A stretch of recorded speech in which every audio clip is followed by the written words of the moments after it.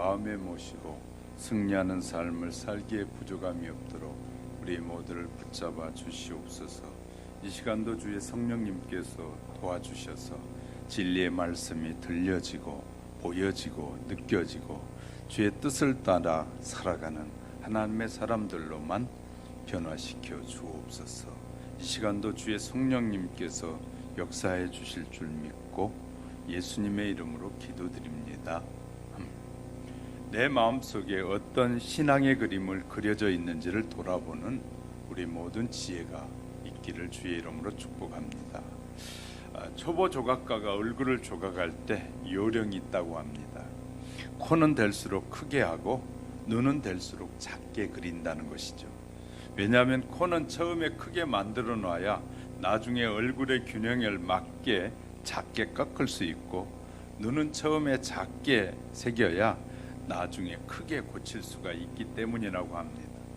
그러나 만일에 그 반대로 한다면 작게 새긴 코를 다시 늘릴 수 없고 크게 새긴 눈을 작게 고칠 수 없기 때문이라고 말합니다. 그러므로 처음에 조각할 때 나중에 수정할 수 있도록 얼마간 여지를 남겨둬야 한다는 얘기인데, 세상을 살아가는 이치와 거의 같습니다. 어떤 사람은 일을 딱 부러지게 처리하고 처음부터 예와 노를 확실하게 해두지만 그렇게 선을 딱 그어놓으면 나중에 아니다 싶어도 바로잡기가 힘들어진다고 합니다. 처음부터 딱 맞게 조각해놓은 코는 나중에 좀 작다는 느낌이 들어도 다시 크게 바로잡을 수 없는 것과 같은 이치라고 합니다. 때로는 순간적인 판단으로 함부로 말을 해놓고 그 말 때문에 행동에 제약을 받는 경우가 더러 있기도 합니다.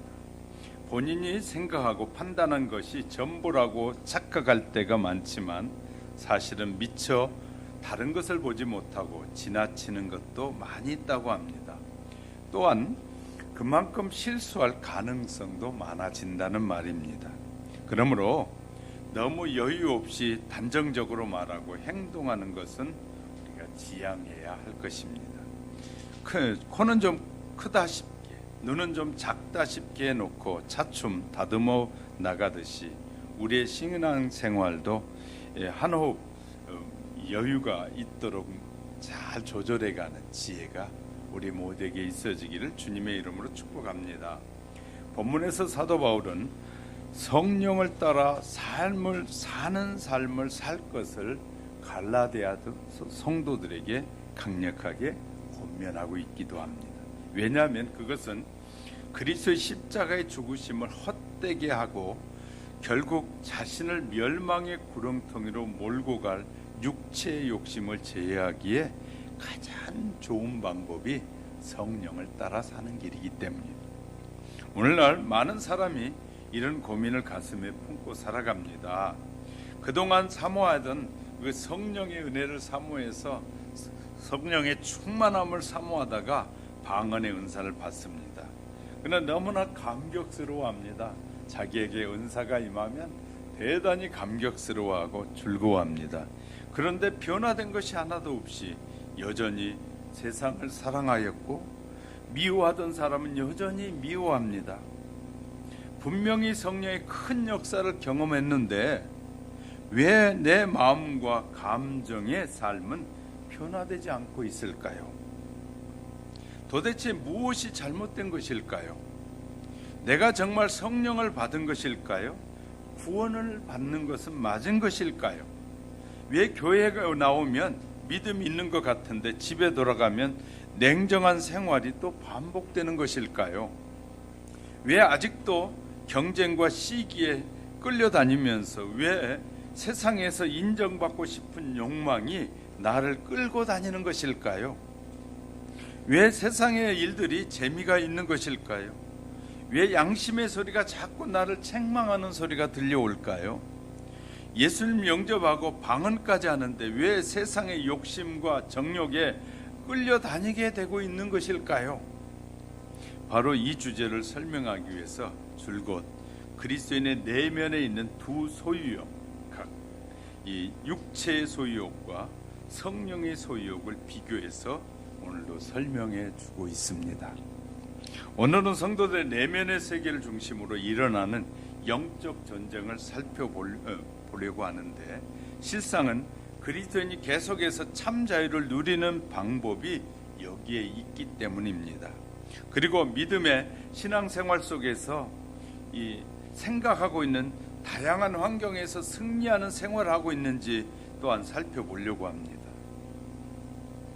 말씀을 듣는 시간에 저와 여러분의 믿음이 성숙해지고 신앙이 새로운 길을 향해 한 걸음 더 나아가는 귀중한 시간이 되시기를 주님의 이름으로 축복합니다.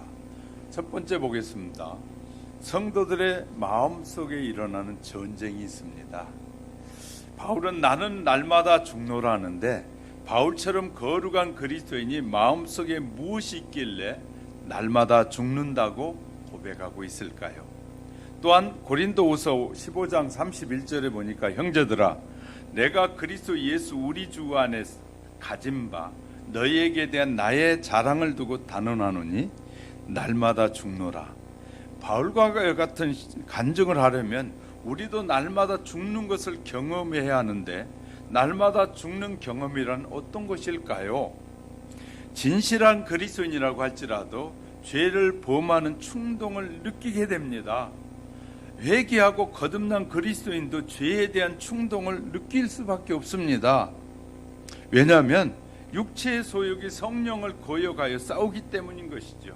그래서 본문 17절에서 육체의 소욕은 이 성령을 거스리고 성령의 소욕은 육체를 거스리나니 이 둘이 서로 대적함으로 너희의 원하는 것을 하지 못하게 하려 함이니라.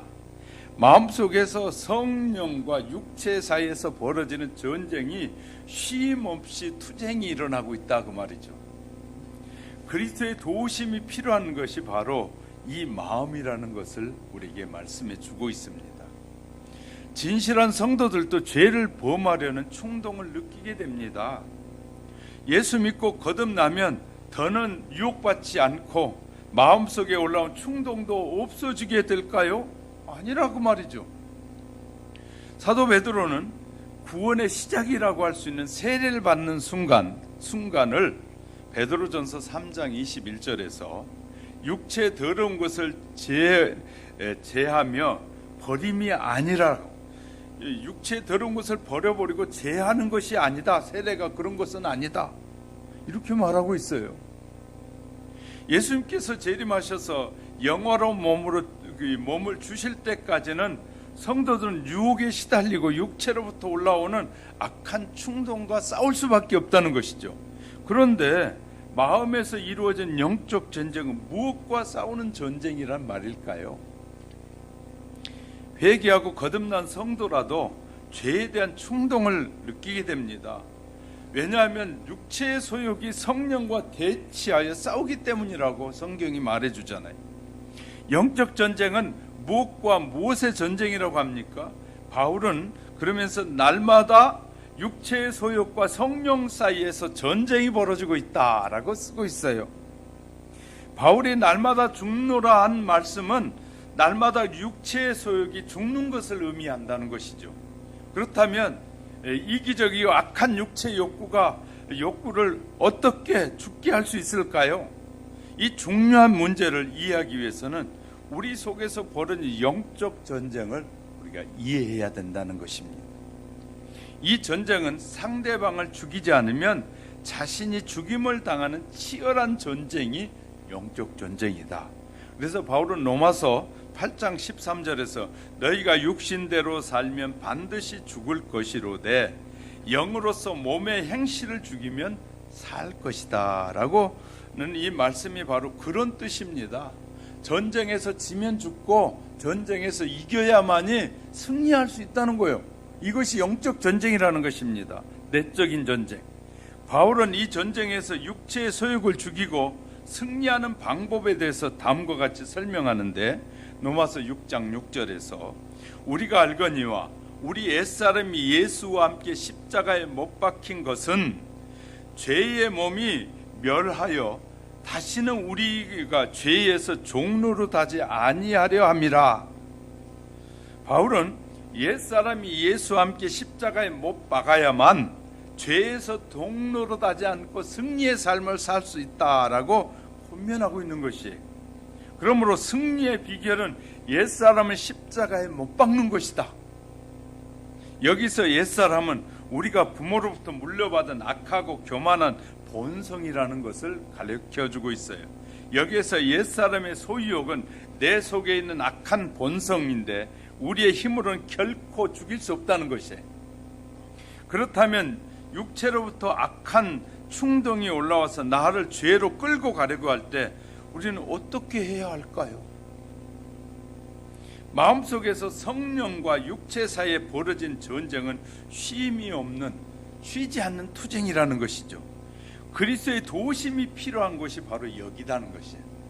우리의 성령의 도움을 받으면 이 전쟁에서 성령님께서 이기게 하시고, 성령님의 도움을 구하지 않으면 이 전쟁에서 육체의 소욕이 이겨서 결국은 패배할 수밖에 없다는 것이, 이 말씀에서 그리스도의 도움이 필요한 것이 바로 여기라고 했는데 여기가 어디냐고 말이죠.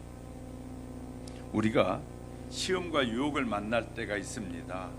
시험이 없고 모든 일이 잘 풀릴 때는 평안한 것처럼 보이지만, 그러나 일단 시련이 오고 유혹이 오면 우리 마음속에서 육체의 소욕과 성령의 소욕이 다투기 시작합니다.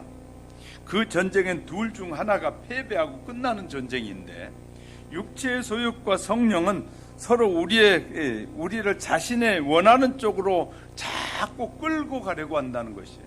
그것이 오늘 본문 17절의 말씀입니다. 시험과 유혹이 오면 세상이 원하는 육체가 꿈틀거리고 죄를 범하라고 강력하게 요구하는데 더럽고 추한 욕망이 올라온다고 말이죠. 내 속에 있는 악한 것들은 육체가 원수를 미워해라, 복수해라, 더 욕심을 내라, 이렇게 소리치고 유혹합니다. 바로 이때 마음의 저쪽 반대편에서 성령의 조용한 음성이 들려오기를, 욕심을 내려놓아라, 의의 길을 걸어가라, 좁은 길을 선택해라, 진리를 붙잡아야 산다 라고 말씀하신다고 말이에요. 시험과 유혹 앞에서 성령과 육체가 대적할 때 우리는 두 가지 음성을 같이 듣게 되는데, 바로 그때가 우리가 그리스도께 나아가 도움을 구해야 할 때다. 그때가 도움을 구해야 할 때다. 성도는 스스로 힘과 의지로는 도무지 육체로부터 올라오는 악한 욕망을 뿌리칠 수 없다는 사실을 우리가 아는 것이 중요합니다. 새 언약을 받고 새로운 은혜 아래 거하는 성도는 스스로의 힘으로 싸우는 전쟁을 하지 않는 것이 바로 새 은혜와 새 약속을 받은 하나님의 자녀입니다. 왜냐하면 혼자 싸우는 전쟁은 결국 나를 패배와 좌절과 낭망으로 끌어간다는 것을 알기 때문인 것이죠. 그래서 역대하 20장 15절입니까? 여호와께서 너희에게 말씀하시기를 전쟁이 너희에게 속한 것이 아니요 하나님께 속한 것이니라 라고 말씀하셨어요. 유혹과 시험 앞에서 두 음성이 들려올 때 우린 죄의 종이 되든지 하나님의 말씀에 순종하는 순종이 되든지 종이 되든지 결정해야 한다는 말이죠. 로마서 6장 16절에 보니까 너희 자신을 종으로 들여 누구에게 순종하든지 그 순종함을 받은 자의 종이 되는 줄을 너희가 알지 못하느냐. 혹은 죄의 종으로 사망에 이르고 혹은 순종의 종으로 의에 이르느니라. 우리의 속에서 전쟁이 벌어질 때 우리의 스스로 힘으로 밀려오는 악한 욕구를 뿌리치고 성령을 떠나가기 어렵다고 말이죠. 이것이 바로 우리가 시험을 받을 때 무릎을 꿇고 예수님께 기도해야 하는 이유 중에 하나다고 말이죠. 우리의 기도를 통해서 예수님께 나아가서 성령님의 음성을 붙잡을 수 있도록 도와달라고 매달려야 된다는 거예요. 두 마음이 우리 안에 싸울 때 우리는 할 수 있는 거 우리의 힘으로 할 수 없으니까 성령님 도와주세요. 주의 말씀으로 이것을 이기고 승리할 수 있게 해달라고 기도해야 된다는 것이죠. 그런 신앙은 애신앙의 신앙이고 바로 이렇게 싸우는 신앙은 애신앙의 신앙이고, 하늘 아버지 없이 혼자 싸우게 되면 쓰러져서 결국 패배하고 낙망하게 된다는 것이에요. 우리의 기도가 응답받으면 어떤 변화가 생기는 것일까요? 성령을 통해서 우리의 마음에 은혜로운 심령으로 바뀌게 되는데, 교만하고 이기적인 마음이 성령의 은혜를 통해서 가난하고 겸비한 마음으로 변화가 됩니다. 성령이 역사하면 그렇게 얄밉고 미운 사람이 불쌍해 보이고, 그렇게 떨치지 못했던 욕심이 힘을 잃어버리고 사라지게 되는 것이, 무거운 멍에로 느껴졌던 하나님의 말씀의 계명들이 그 말씀이 받아들여지고 별것도 아니네 하고 느껴지기 시작한다는 거예요. 이렇게 사는 것이 하나님의 자녀의 삶이구나. 안 끊어지는 거? 성령님이 역사하니까 끊어져 버리네. 너무 쉬워요. 내가 끊으려고 할 때는 막 몇 달 동안 막 별짓을 다 해서 겨우 끊었는데, 무슨 사건이, 조그만 사건이 터지면 그냥 자기도 모르는 새 입으로 바로 다시 들어가 버려. 그런데 성령님이 역사하면 다시 들어가려고 하면 개옥질이 나고 막 토를 하고 오바이트를 하니까, 성령이 역사하면 그것이 가능해지는 거예요. 내 육체의 소욕과 성령의 소욕 사이에서 이런 전쟁이 계속된다는 거예요. 영적 전쟁이. 육체 속에서 올라오는 죄의 광풍이 잠잠하고 고요해지는데, 그것은 그리스도의 명령 안에서 성령의 충만함을 입고 성령을 충만해 달라고 기도하게 되면 이 모든 유혹에서 뭐 하게 된다고? 이길 수 있는 힘을 공급해 주시는 것이 성령님의 역사다. 할렐루야. 우리는 이렇게 영적 전쟁이 우리 안에서 늘 이것이 육체를 십자가에 못 박고 승리하는 비결이라는 거예요. 육체의 수많은 소욕이 밀려오는 소욕을 이기고 승리하는 비결은 성령의 충만함을 입어서 성령을 따라, 성령의 인도하심의 음성을 듣고 따라 살면 육체의 소욕을 이기는 길이다. 할렐루야. 이런 실제적인 경험이 결국 우리를 성화시키고 성장시켜 간다는 사실을 믿으시기를 주님의 이름으로 축복합니다. 두 번째는, 성도가 영적 전쟁을 계속하며 살 수는 없지 않습니까?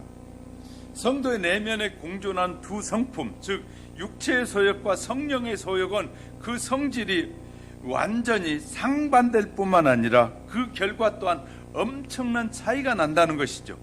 비록 이 두 소욕이 서로 공존한다는 표현을 사용은 했지만, 실상 이들이 성격상 두 성품은 공존할 수 없는 것이거든요.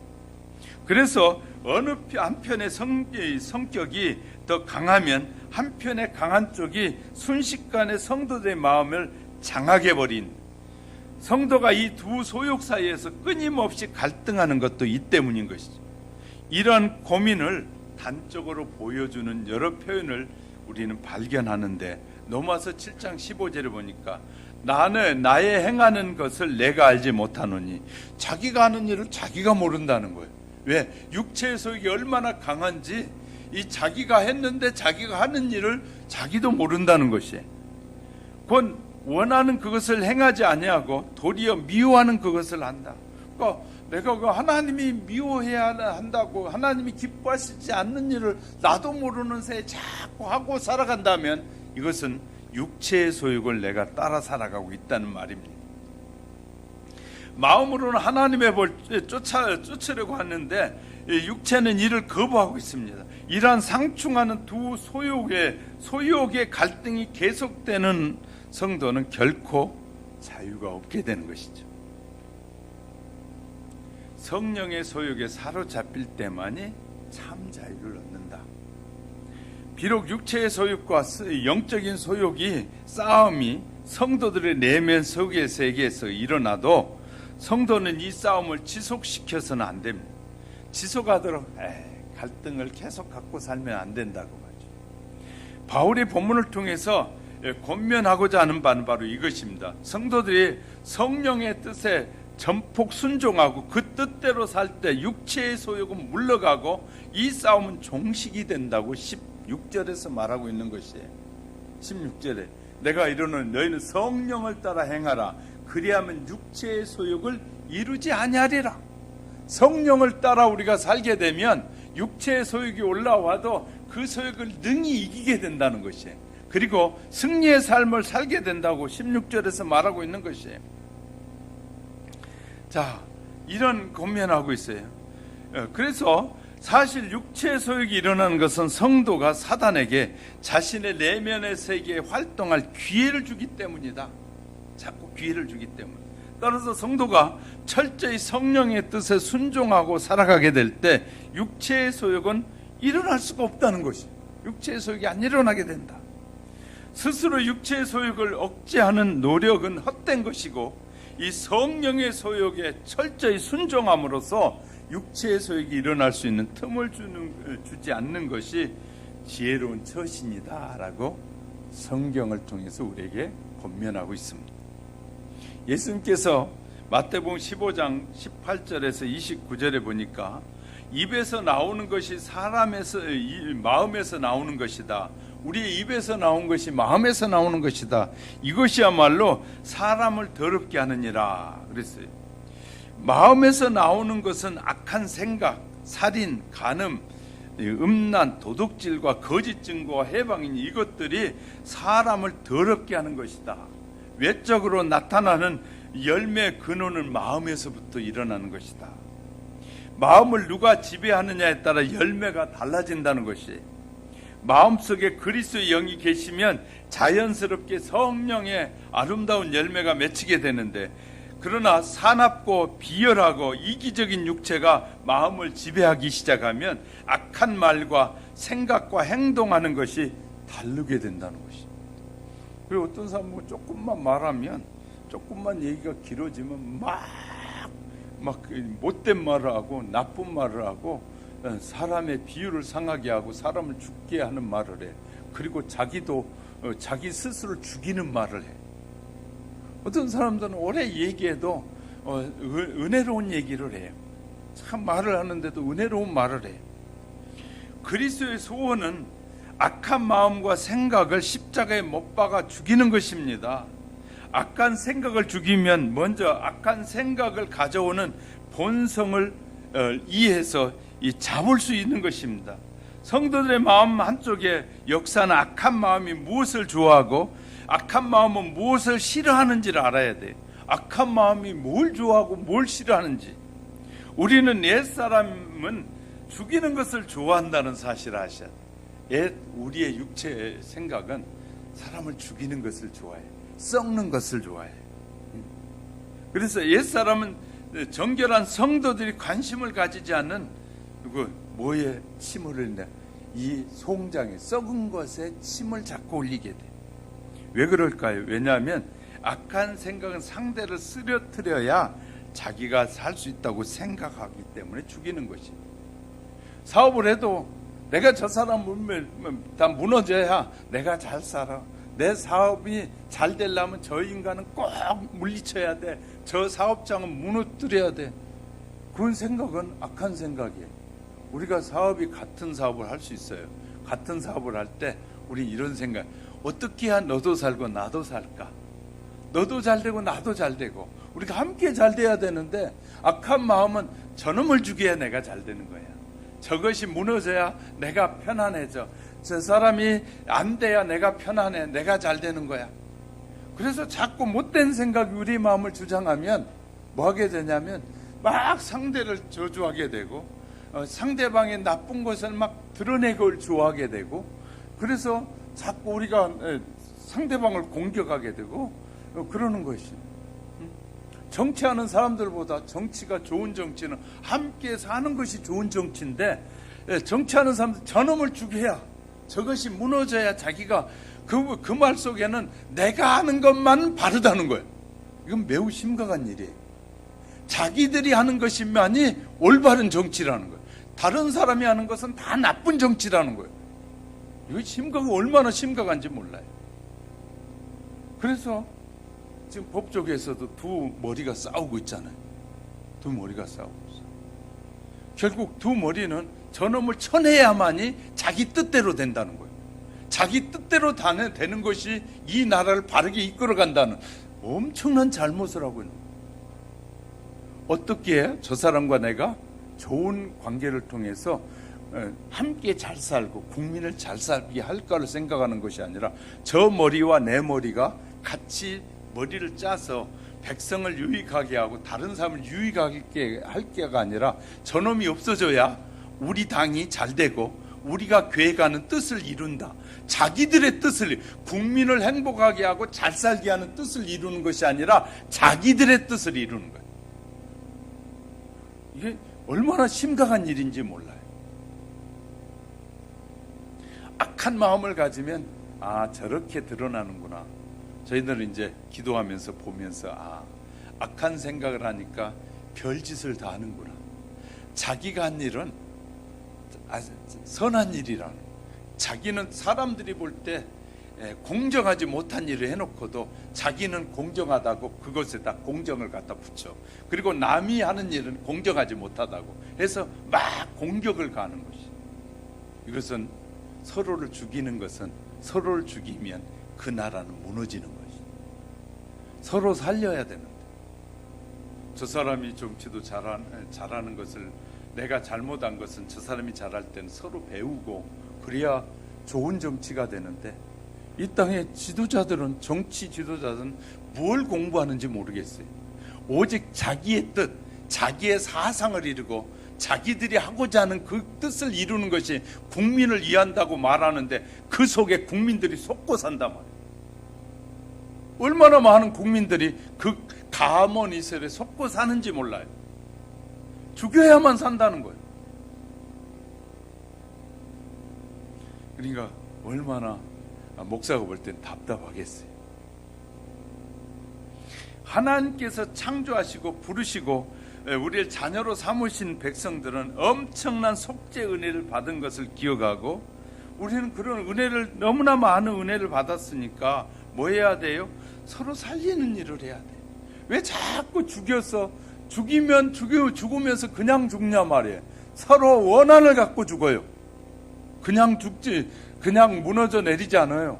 무너져 내린 사람들이 원한을 가져. 마음속에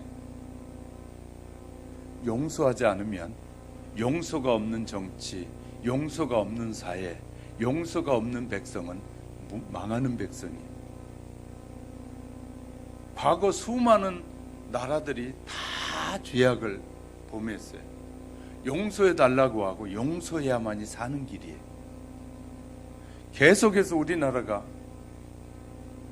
일본의 잘못을 계속 지적하면 경제적으로 엄청난 타격이 되는 것이고, 계속해서 미국을 욕하고 중국을 욕하고 저들의 뒤에 검은 손을 보지 못하고 드러나는 것만 보고 말한다면 결국 우리나라는 고립되는 나라가 되는 거예요.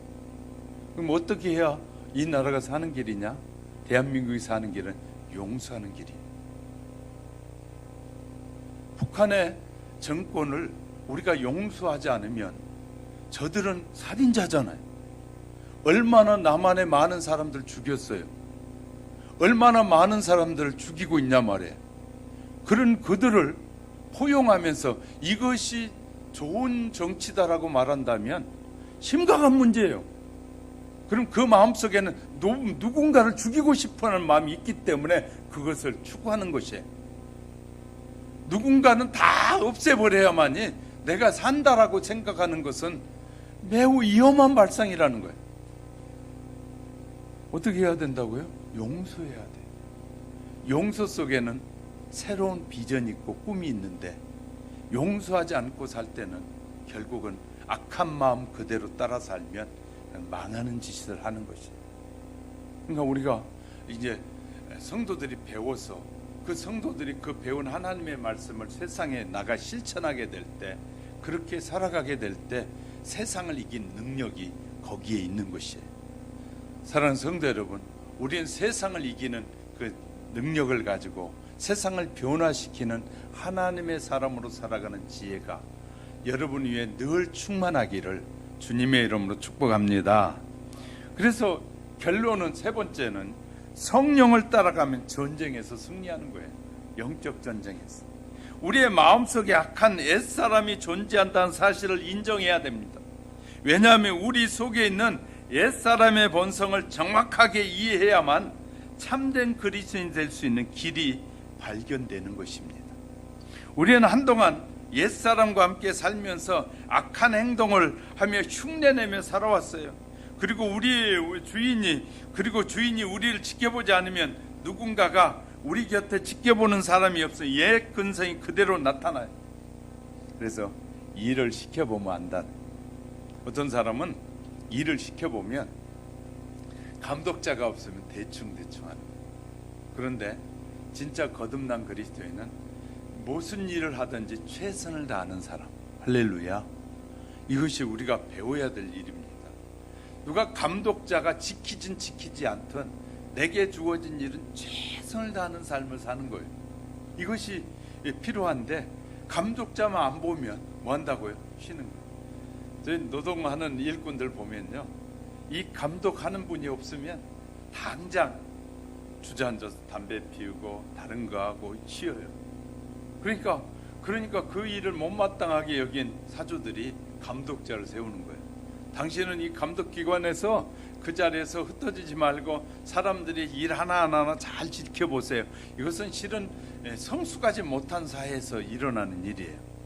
그날 주어진 일이 있다면 그날 최선을 다해서 마무리해야 되는데 감독자만 안 보이면 그냥 쉬고 오늘 못하면 내일 하고 시간만 질질 끌으면, 그러면 사업주는 질질 끌 만큼 손해가 되는데 손해를 안 보려니까 또한 감독자를 세울 수밖에 없는, 그 말은 서로 신뢰하지 못한다는 말이거든요. 감독자를 세운다는 말은 신뢰하지 못하기 때문에 세우는 것이에요. 신뢰하면 세울 필요가 없어요. 감독자 한 사람이 빠진 만큼 이득이 우리에게 서로에게 주어지는 것인데 감독자를 세운 만큼 이득이 줄어드는 것이에요. 그러니까 어리석은 사람들은 감독자가 없으면 그냥 대충 일을 해. 대충. 그런데 지혜로운 사람은, 하나님의 사람들은 뭐라고요? 감독자가 없어도 성실하게 그 일을 누가 보든 보지 않든 하는 것이 지혜로운 방법이에요. 그러니까 우리의 육체를 이끄는 대로 살아가는 사람은 평안할 땐 사람다운 말을 하고 행동을 할 수 있어요. 그러니까 우리가 육체적인 삶을 살아도 평안할 때는 괜찮아요. 그런데 시험이 오고 유혹이 오면 옛사람의 악함이 막 바로 드러나 버려요. 바로 이것이 예수님께서 베드로에게 경고했던 말씀입니다. 예수님께서 내가 진정으로 회개하고 거듭나지 않으면 너는 내 속에 있는 옛사람에 의해서 처절하게 쓰러지게 될 것이다. 그러므로 너는 깨어서 기도해야 한다. 그리고 큰 환란이 올 것이다. 너는 깨어 있어야 한다라고 이런 말씀을 베드로에게 했더니 베드로가 이렇게 반응했어요. 대답하기를, 주여 걱정하지 마옵소서. 다른 사람이 모두 주님을 버린다고 할지라도 저는 끝까지 주님을 따라갈 것입니다. 그러나 위기가 오자마자 베드로는 닭이 2번 울기 전에 3번 예수님을 부인하는 거예요. 바로 부인해버려요. 그렇다면 베드로는 정말로 주님을 의도적으로 이 주님 앞에 거짓말했던 것일까요? 아니라고 생각해요. 왜? 베드로는 정말로 주님을 끝까지 따르기를 원했어요. 그러나 그 자신 속에 있는 옛사람의 참모습을 알지 못한 것이에요. 옛사람의 모습을 에레미야는 17장 9절에서 만물보다 거짓되고 심히 부패한 것은 마음이라 누가 능히 이를 알리요. 우리의 마음은 참 옛 마음은 부패한 마음이라는 거예요. 썩은 마음이라는 거예요.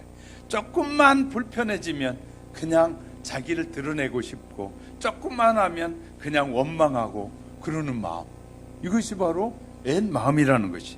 그러나 성령이 우리 마음을 주장하면 저 정도에도 그럴 수 있지, 그런 일이 생겨도 그래, 하나님의 뜻이 있겠지 하고 바르게 가는 마음을 갖는 것이. 여러분, 우리의 영적 형편이 어떤지 여러분 스스로 알고 있습니까? 예수님께서 우리 아시는 것처럼 여러분 자신을 알고 있습니까? 옛사람이 못 박혀야만이 베드로와 같은 죄를 짓지 않게 된다는 거야. 예수님을 부인하지 않고 살려면 옛 습관이, 옛 자신이 십자가에 못 박혀야 되는데 못 박혀지지 않으니까 자꾸 옛사람이 나타나는 거야. 그러니까 교회는 다니는데 그냥 문제 생기면 당장에 기도하고 하나님 앞에 매달려 성령이 충만함을 통해서 이기려고 하는 것이 아니라 그냥 본성대로 먼저 생각대로 행동해버리는, 그건 매우 위험한 것이. 늘 기도하지 않고 살다 보면 문제가 생기면 옛 습성이 그냥 나타나 버려요. 그런데 늘 기도하는 삶을 살게 되면 옛 습성이 일어나면 기도할 때구나, 벌써 성령이 우리를 깨우쳐 주셔요. 그러니까 지금은 기도할 때구나. 제가 말씀드렸잖아요. 이렇게 코로나가 창궐하고 이런 일이 생기면 그리스도인들은 기도해야 될 때인데, 여러분 그건 정말 직분을 받은 자로서, 하나님의 말씀을 깨달은 자로서 정말 백성들이 아파하고 수많은 사람이 막 이 고난 속에서 몸부림치는데 얼마나 기도하느냐 그 말이에요. 하나님이 이 코로나가 빨리 종식되도록, 좋은 이 약들이 개발되도록 얼마나 기도하면서 하나님 일을 통해서 이 집권자들이 헛된 생각하고 하지 않고 하나님의 백성들 핍박하는 법들을 만들지 않게 해달라고 기도하느냐 그 말. 왜? 우리가 아직 육체의 생각을 갖고 있으니까 뭐 이런 거 끝나겠지, 저 사람 저를 하는 거 괜찮아, 그래 국가에서 하는 거니까 따라가야지. 국가에서 하는 일이라고 따라가야. 국가는 잘못 안 하나요? 국가의 지도자들은 잘못된 법을 안 만드나요? 수많은 잘못된 법을 만들고 수많은 하나님의 사람들을 공격하고 종교의 자유가 있다고 하는데도 종교의 자유를 파괴시키는 법을 만드는데도 국가가 하는 일인가 따라가야 된다. 예수 믿는 사람이 그런 얘기할 때마다 목사는 정말 저 사람이 거듭난 사람일까? 정말 예수를 믿는 사람일까? 하나님께 도전하고 하나님의 일을 가로막는, 성령의 일을 가로막는 일을 막 하는데도 목사님 국가에 그래도 따라야지. 국가가 말하는 것에 국가가 우선이에요. 하나님의 말씀이 우선이 아니라. 이건 심각한 문제예요. 기도하게 되면 이런 것을 깨닫게 하시는 거예요. 하나님 성령의 충만함을 잊기 시작하잖아요.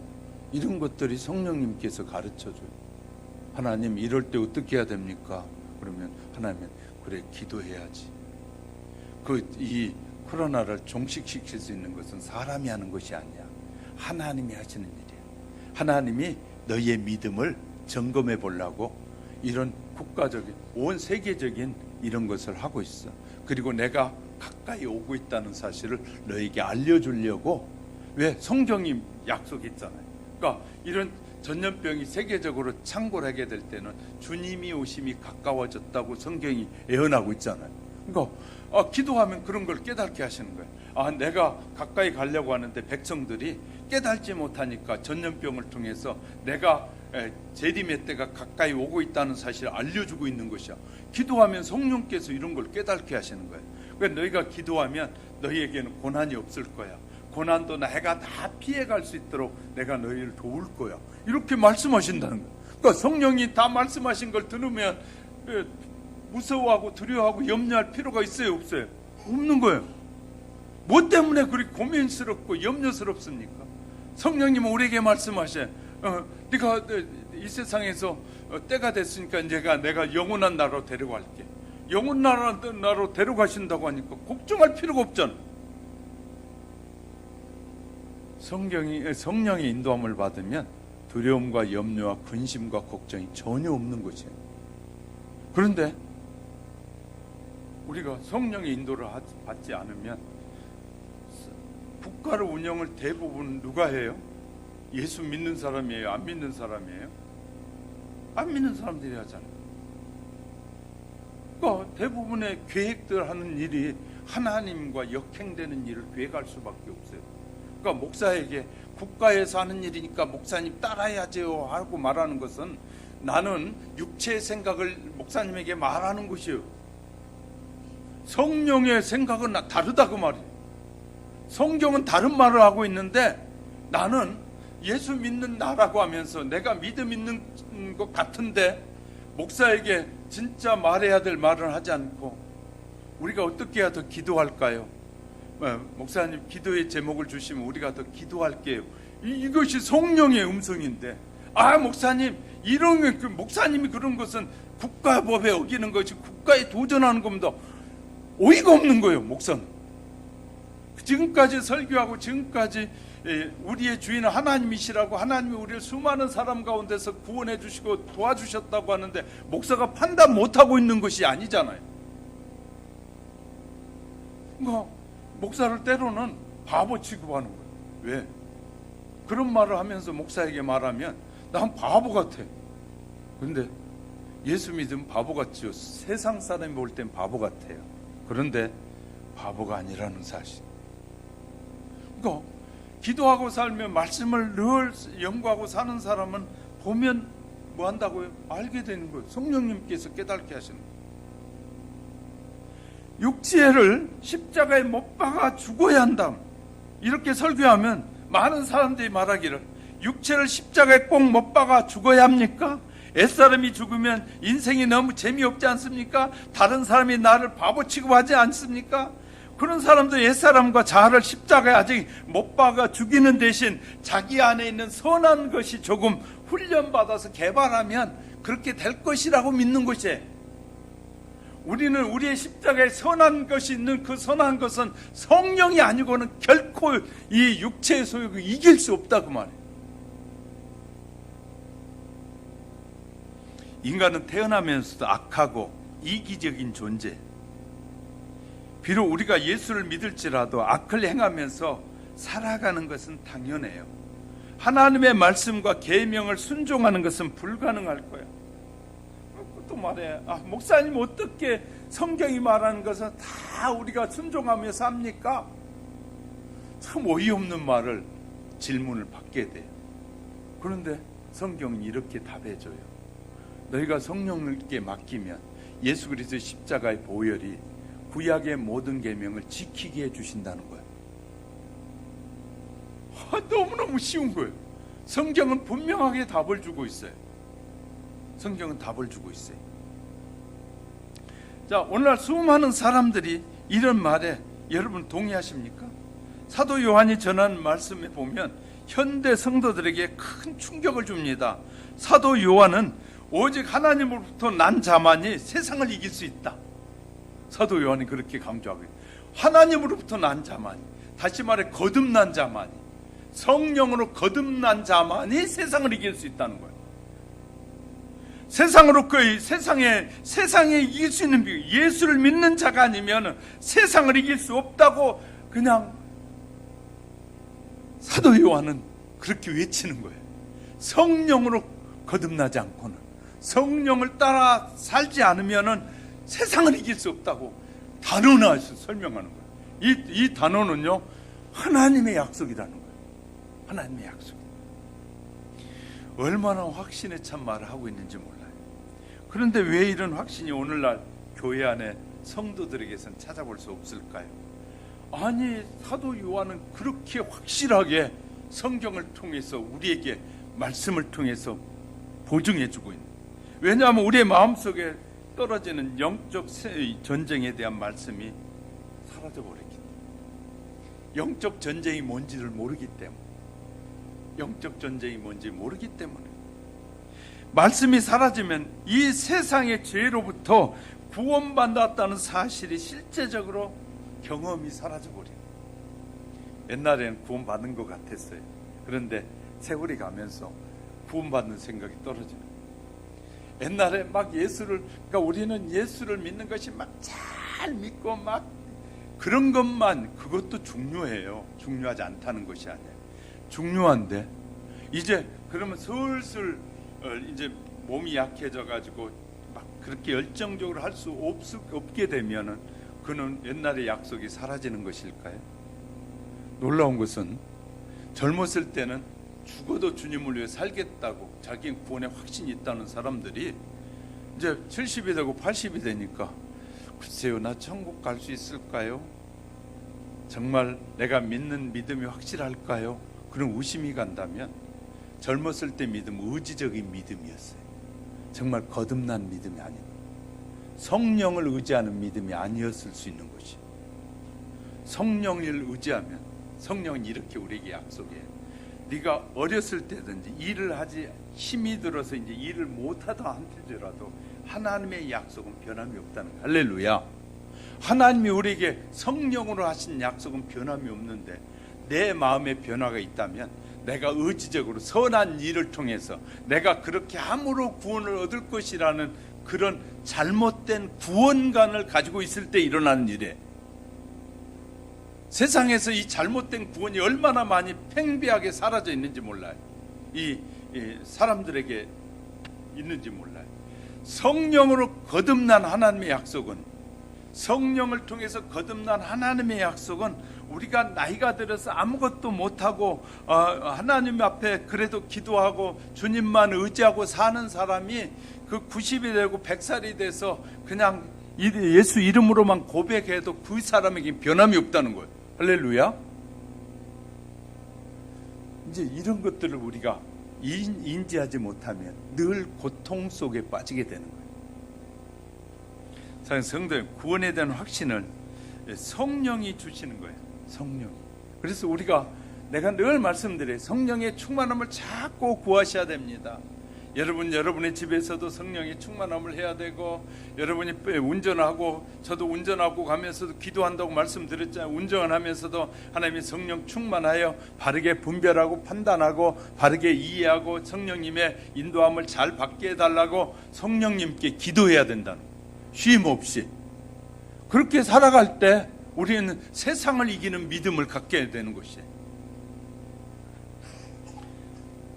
우리 하율교회 성도 여러분은 이런 성령님을 의지하여 구원의 확신이 영원토록 변함이 없는 그 확신 속에 늘 거하시기를 주님의 이름으로 축복합니다. 말씀을 정리합니다. 성령을 따라 거듭난다는 것은 이전 것은 없어지고 새로운 피조물이 된다고 고린도후서 5장 17절이 말합니다. 죄와 허물로 죽었던 몸이 새로운 생명으로 거듭난다는 것을 에베소 2장 1절은 말합니다. 그럼 변화란 나쁜 것에서 좋은 것으로, 어둠에서 빛으로,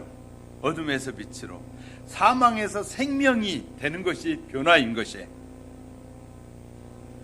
이 같은 변화를 전적으로 예수 그리스도께서 십자가에 죽으시고 다시 살리심으로 말미암아 우리에게 허락된 것이라고 베드로전서 1장 3절은 말하고 있어요.